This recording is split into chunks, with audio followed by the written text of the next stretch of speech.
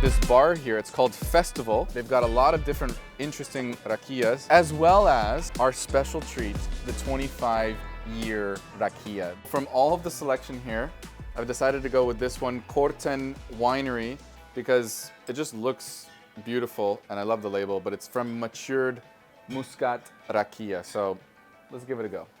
Okay, so after a lot of decision making, we decided on this one, as I mentioned. I'm sipping it out of this beautiful Rakia glass. Maybe this glass is known for other drinks as well.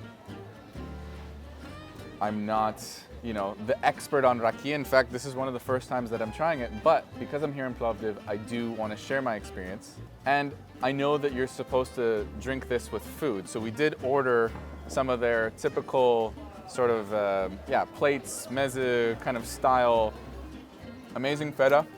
And I'm gonna need this in order to balance out all the alcohol here.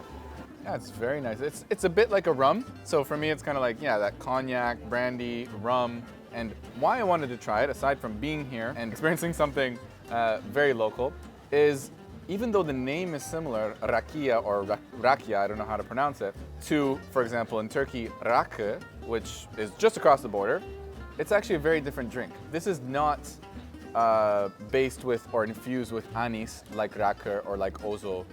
This is much more like a cognac or a brandy. In fact, some of these bottles even say brandy. This bar here, it's called Festival.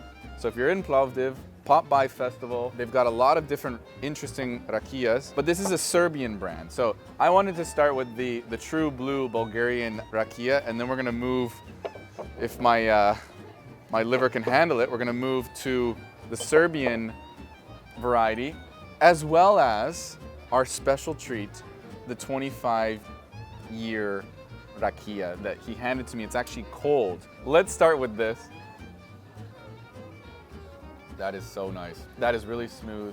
It reminds me of, I like brandy. I like how it's a little bit more sweet. It mixes really nicely with coffee. So in Spain, carajillo with brandy. This is a nice drink. It's aged. I couldn't get the clear details on this one, how long it's been aged, but I do know that it's coming from Muscat grapes. And look, what makes Rakia so unique is that it's actually distilled from different types of fruit. So unlike Rakia, which comes from, it's a grape spirit, or even, brandy, cognac comes from grapes.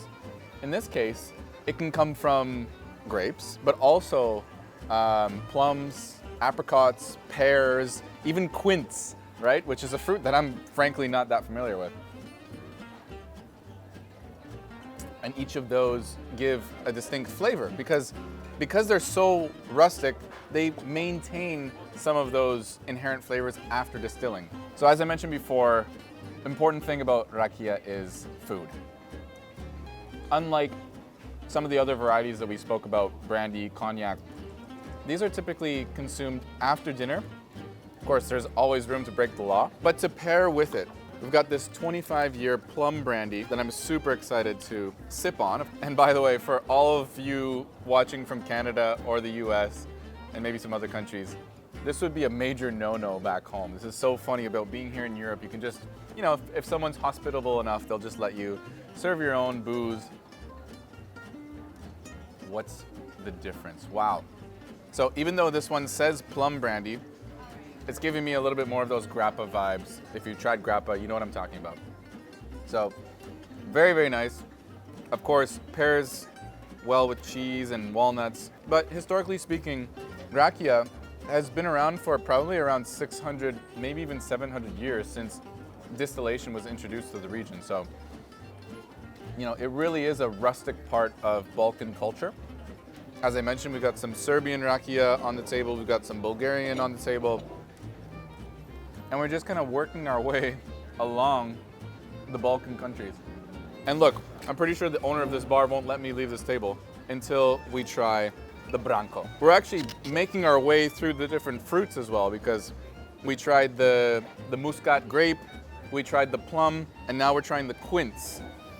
Smells completely different as well. It's also giving me more of that Grape vibe. Quince is kind of like a different version of a pear. It's kind of in the same variety.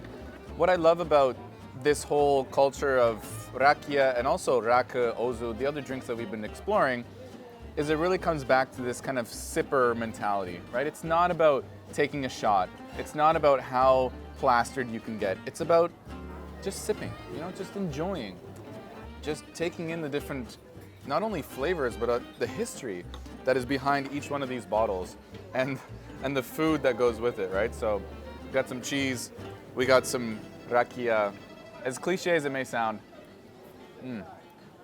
try it yourself.